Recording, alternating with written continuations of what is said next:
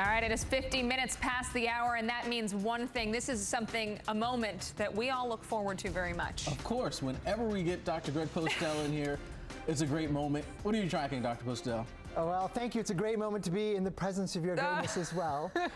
Let's have a look at what's going on in the southern Gulf of Mexico right now. We no longer have 92L like we did yesterday at this time. Remember, we thought there may be a chance of something to develop down there. That's not going to happen, I don't think. A near 0% chance of happening. And part of the reason why we are left with only a low pressure system, a broad low pressure that's swirling down there, part of the reason why we don't have that risk anymore has to do with the fact that an upper level low, a little piece of the jet stream heads come down and moved over the region and kind of removed the possibility of development. I'll try to explain why that happens with this graphic. Tropical lows, like what we thought 92L was maybe more than a day ago, they like thunderstorms in the middle of the circulation right in here. And they like winds aloft that are not strong, so those thunderstorms can remain over that center. That can help strengthen the low pressure.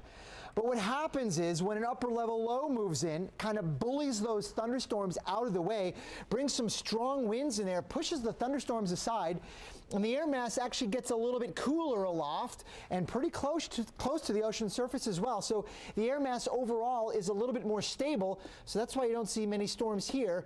Plus they've been, as I said, pushed aside, and it kind of looks sort of lopsided. You have all the bad weather over here and the upper level low. Actually, the weather is generally pretty nice underneath those upper lows in the tropics.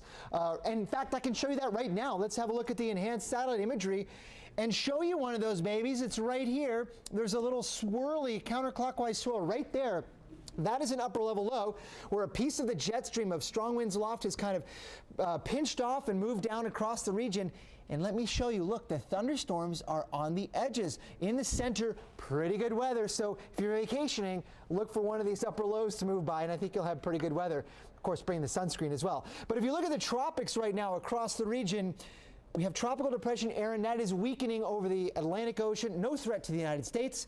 We have an invest that has just moved off of Africa. This is a large low pressure system with winds estimated at about 25 miles per hour, moving rapidly west this direction. And the question is it going to survive? And it's got a 30% chance of, I think, developing into a named storm or depression over the next 5 days. But beyond that, it's got mouse traps in the way. A lot of dry air could interfere with its development thereafter. Guys, back to you.